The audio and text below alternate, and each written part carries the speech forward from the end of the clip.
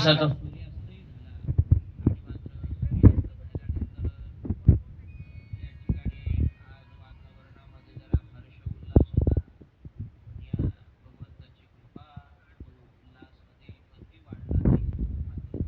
वाढणार नाही हेच आपण भगवान की जय. तेव्हा महाराज 5वा दिवस ज्या वेळेला उजाडलेला होता, राजाला म्हणतात, राजन 4 दिवस झाले तू काही खाल्लं नाही, काही पिलं नाही, राजा काहीतरी खाऊन घे, काहीतरी पिऊन घे. राजा म्हणतोय, महाराज ज्या पाण्याच्या शोधाकरिता मी जंगलात गेलो आणि मला मात्र एका ऋषीच्या गळ्यामध्ये साप टाकायला लागला, त्या पाण्याकरिता मी शाप भोगतो आहे, मला पाणी सुद्धा नको आहे, मी पाणी सुद्धा नाही घेणार.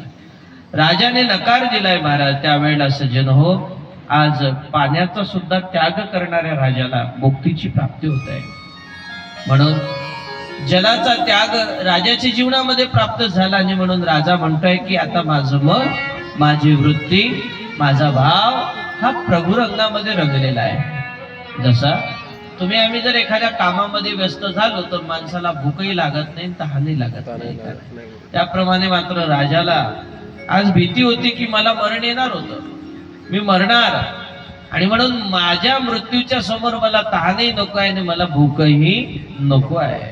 राजाने नकार दिला, महाराज नाही म्हणे, मी पाणी पिणार नाही. किती मोठं राजाचं हृदय हे भगवत स्वरूपामध्ये रमून गेलंय, कारण राजाची तहान भूक विसरून गेलाय राजा. बरं का, कळो नेदी सुख दुःख ताण हार पली भूक रूपी जडले लोचन चरणी स्थिरावले मन.